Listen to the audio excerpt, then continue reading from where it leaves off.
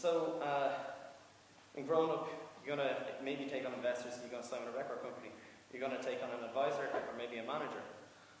Company t-shirts, this is something that geeks really love. Well, like I wear other company t-shirts, not today obviously, but I wear other company t-shirts like a badge of honor because I like, because I love their technology, or I love the team behind it, or just the way they package up the product or whatever. In the same way, people will wear band t-shirts from a 1987 tour and it'll be ripped and torn and faded, but it's still going to be a badge of honor because it represents something to them. And, we go to conferences, we go to concerts, we try to get into tech blogs and music magazines. What you want to do, obviously, is grow a user base and grow your fan base. So how you know you've made it? You're a rock star developer now. Whereas in the bands, you've actual rock stars.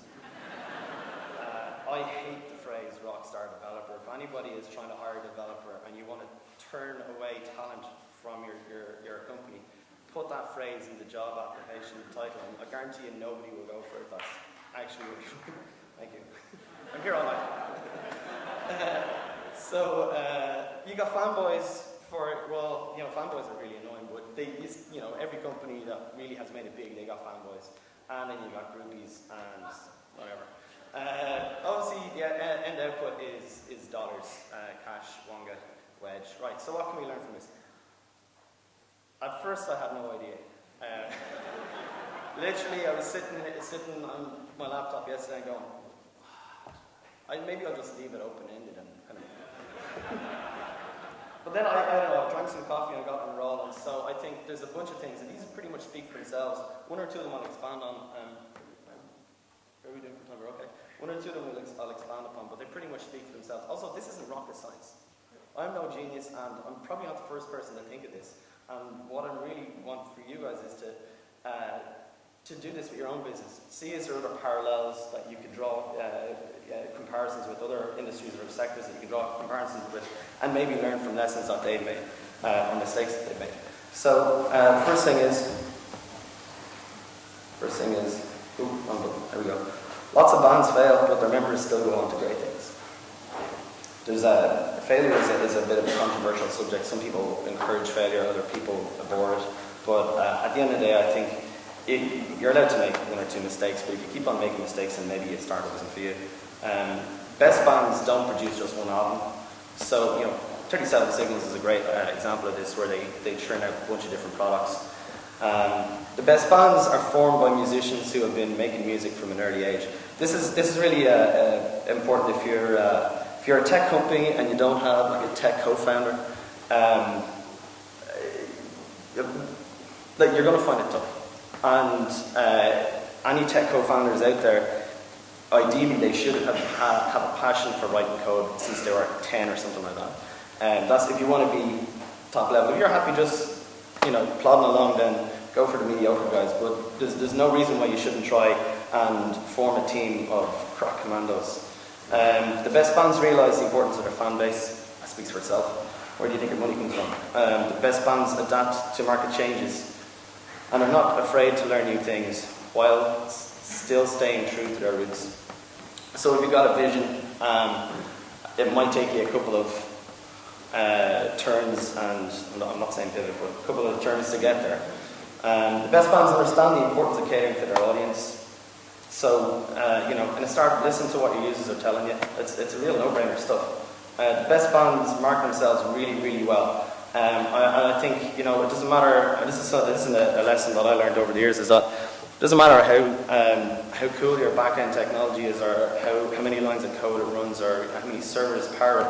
If you don't have a design that actually is easy to use, and if you've got a design where the users almost have to be educated to use your software, you're going to run into problems. The best bands put a lot of thought and effort into creating a live experience, so it's pretty much the same thing. Best bands are successful because they are talented, have a good team, and have made good business choices. There's a lot in there, kind of ties back to what I was saying about picking good co-founders and having good technical ability on your team.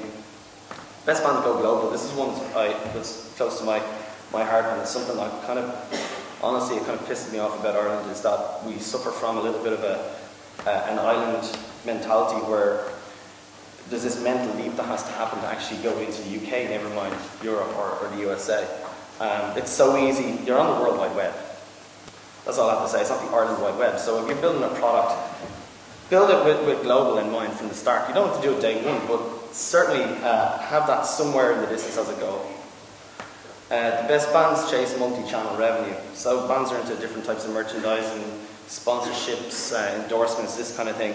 And it can be the same for a startup. Not exactly the same, but there's more than one way to skin a cat. There's probably more than one way to skin your particular product and sell it to different people. So if you're thinking about this from the very beginning, that you come up with your idea, at the very beginning, when you conceive of the solution to the problem, bear this in mind. Best bands see the value in collaboration with their peers. I would encourage any startup that's out there to try and find competitors or other companies operating in the same space. Sit down with them for coffee, have a chat or beer, and maybe even join forces on running some community event, because ultimately it'll benefit your business and it'll benefit the wider marketplace into which you're selling. The best bands aren't afraid to bring in outside talent where necessary. So, they hire producers and they bring in session musicians, and it can be exactly the same for a startup. What you want in a startup is a lot of generalists, more generalists than specialists. Somebody a developer who can be a full stack developer. They know the front end markup, JavaScript, just as well as they know back end code and maybe a bit of admin. And then when you really need that specialist, you bring them in, but you can't have a specialist on your team paying him a high salary and not actually have anything for him to do. So the best bands, I love this one, the best bands have a good frontman with a solid lead guitarist. Think about it. Think about it. The best bands are multi-instrumentalists. This goes back to what I'm saying, find a generalist. So, for example, Gene Simmons is a PHP developer. He's not actually, but I really wanted to put that in there. So, there's a whole, I could go on for hours, right? But I'm not going to. Don't worry. But there's lots of different. The more you think about this, the more obvious it becomes. But there's a couple of caveats, and I only put two in, but there's probably loads of other reasons not to even believe a word I say. So, first caveat is some of the best bands die young.